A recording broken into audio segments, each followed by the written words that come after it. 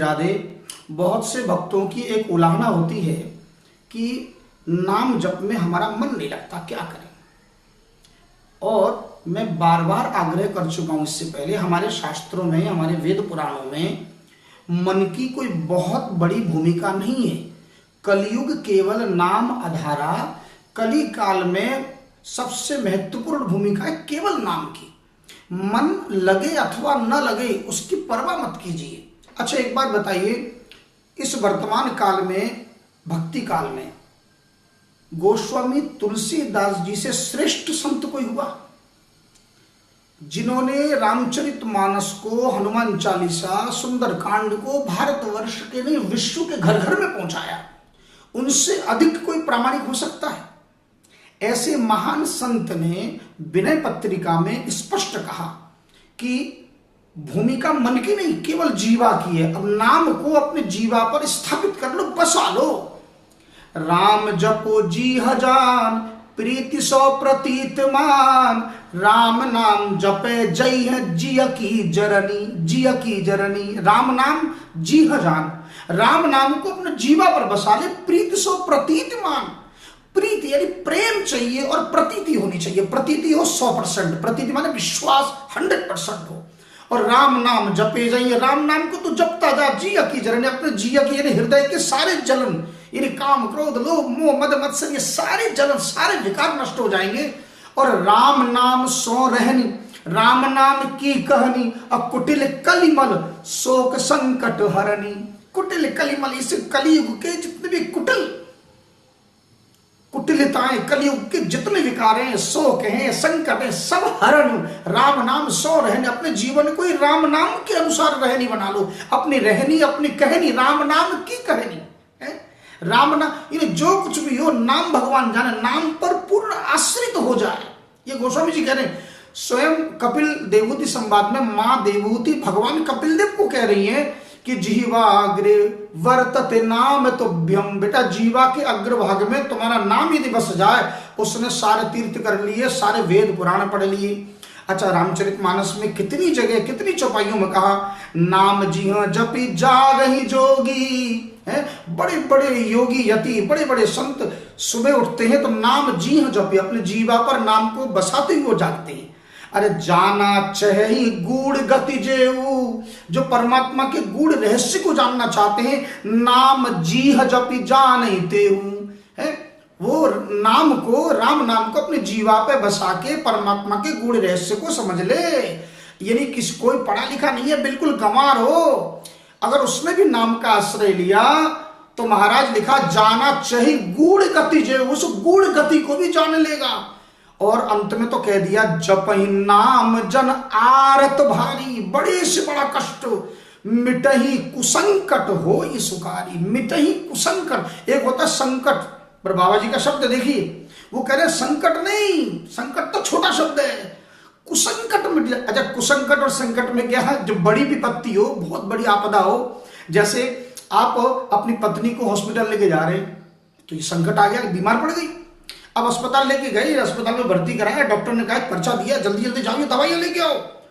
और आप एकदम से सुध-बुध भूल गए और तुरंत आप निकल गए और हेलमेट भी ले जाना भूल गए और मास्क भूल गए, क्योंकि उस समय आपके दिमाग में केवल एक ही चिंता, मेरी पत्नी की औषधि लानी। और रास्ते में पुलिस वाला मिल गया, रोक लिया, बोले भैया मास्क कहाँ है, और हेलमेट भी नहीं है, चालान काटो। देखो अब एक संकट वहां है, अब पत्नी वहां प्रतीक्षा कर रही है औषधि के लिए और पति यहां फंसा हुआ है, पुलिस वाले सुनने को तैयार नहीं है, ये महासंकट आ गया है। अगर संकट पर संकट आ जाए तो क्या मिटही कुसंकट होई सुखारी। नाम भगवान का आश्रय लो उस समय और नाम अपना चमत्कार कर दे।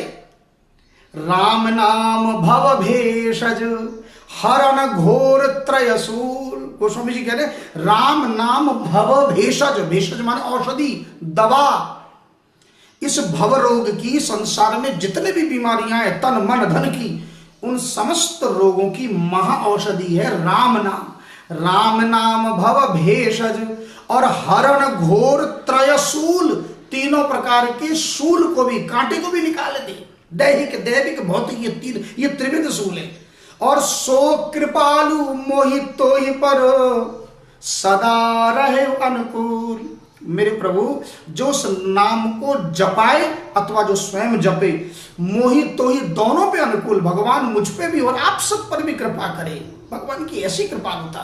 तो भूमिका मन की नहीं है, मन लगे न लगे पर तन लगाओ, जीवा पर नाम को बिठा लो। हम दैनिक जीवन में कितने कार्य बिना मन के करते हैं।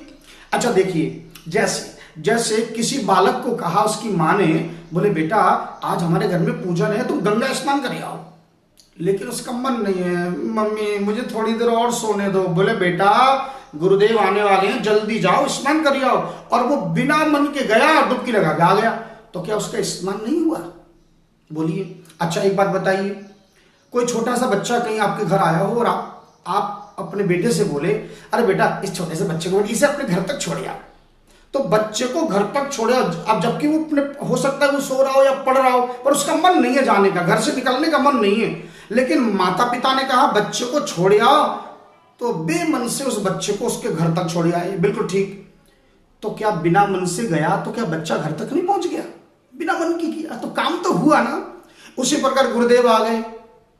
अब गुरुदेव को भोग लगाने के लिए पेड़ा चाहिए, लड्डू चाहिए। अरे बेटा सुनो बेटा, थोड़ा सा बाजार से लड्डू लिया बेटा, पेड़ा लिया, गुरुदेव आएंगे। लेकिन बाजार जाने का मन नहीं है, अब किसी और को अब बेटा कोई है नहीं, तू जा। तो बिना मन के गया और लड्डू लेके आ गया। तो क्या बिना मन के गया तो लड्डू ने मना कर दिया आने से, या पेड़े ने मना कर दिया? बिना मन के गए थे ना, पर लड्डू आ गया ना, बिना मन के भी आया कि नहीं? ऐसे ही अगर घर में दादी बीमार पड़ गई और कहा अरे बेटा सुनो दादी जी को जरा हॉस्पिटल ले जा। बोले जी मेरा मन नहीं है अभी कहीं जाने का, अस्पताल तो मैं बिल्कुल भी नहीं जाऊंगा। बोले बेटा देखो दादी जी की तबीयत खराब है, तुम नहीं जाओगे तो कौन जाएगा, स्कूटर में बिठा के ले जा। और आप बिना मन के गए और दादी को दवाई दिला के लाए और दादी ठीक भी हो गई। अगले दिन दादी आशीर्वाद भी दे रही है, बेटा तू कल बहुत अच्छी दवाई दिला के लाए। तो क्या बिना मन के हॉस्पिटल गए तो दादी ठीक नहीं हुई? क्या दवाई ने इनकार कर दिया ठीक करने से? उसी प्रकार मन की भूमिका भजन में भी मन की भूमिका नहीं है। भजन में केवल प्रीति सो प्रतीतिमान, प्रीति यानी अत्यधिक प्रेम, और प्रतीति माने विश्वास। उस विश्वास को प्रकट करने के लिए जीवन भर भजन करना पड़ता है, जीवन भर जीवन बीत जाए पर वो एक सेकंड की प्रतीति। ये प्रतीति कैसे जगे? हमारे वृंदावन के महान संत परम पूज्य श्री गणेश दास भक्तमाली जी का एक संस्मरण, उनके परम पूज्य शिष्य ने के मुख से मैंने ये श्रवण किया कि सन 1955-56 में एक बार गंगा सागर गए और गंगा सागर में रात को 12 बजे उनको उदर पीड़ा हुई, भयंकर उदर शूल कहते हैं, और उनको विद्यार्थी जीवन से बीमारी थी और बहुत व्याकुल हुए। तुरंत अब सोचा रात को 12 बजे समुद्र के किनारे में कहाँ दवाई, कहाँ हॉस्पिटल, कहाँ औषधि लेने जाऊं। तो उन्होंने क्या किया, अचानक उनके स्मरण आया, अरे राम नाम भव भेषज, भगवान ने कहा राम का नाम ही संसार की सबसे बड़ी औषधि, और मैंने तो अभी तक उसका नाम स्मरण किया नहीं। अभी केवल ये विचार उनके बुद्धि में, मन में विचार आया और विचार अभी नाम लिया नहीं, और विचार आते ही कि भगवान का नाम ही संसार का सबसे बड़ी औषधि है, उस नाम पर भरोसा जगते ही तुरंत उनका उदर पीड़ा बिल्कुल शांत। और कहते कि आजीवन, जब तक वो जीवित रहे आजीवन उनको दोबारा कभी पेट में दर्द हुआ ही नहीं।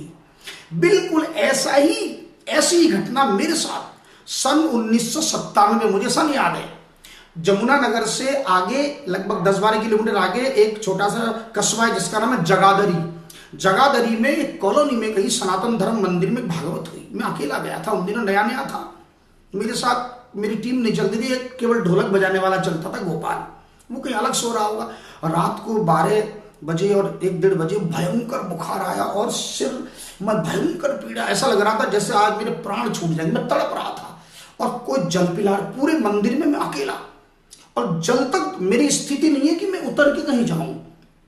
उस समय लेटे लेटे मेरी माता ने मुझे कहा था कि बेटा जब भी कभी ऐसे हो जाए तो उस समय संकट मधुसूदन को स्मरण करना और भगवान के नाम का कि हे नाथ, हे नारायण, हे नारायण। और जैसे ही मैंने ये, मेरे मन में ये भाव आया, आते ही ऐसा लगा जैसे किसी ने मेरी प्यास मिट गई, मुझे प्यास लगी ही नहीं फिर। और धीरे धीरे वो सिर की पीड़ा भी शांत और मुझे सुंदर नींद भी आई। और सवेरे सब लोग आए तो उस समय फिर डॉक्टर भी आए, सवेरे ठीक है डॉक्टर भी आए, उन्होंने औषधि भी दी, ठीक हो गया। तो कहने का तात्पर्य है केवल एक राम नाम की प्रतीति हो जाए, उसके लिए जीवन भर अपने को भजन करना है। तो केवल नाम जपिए, 3.5 घंटा नाम जपिए, 3 घंटा 35 मिनट कम से कम जपिए, और फिर उसका चमत्कार देखिए। जय श्री राधे।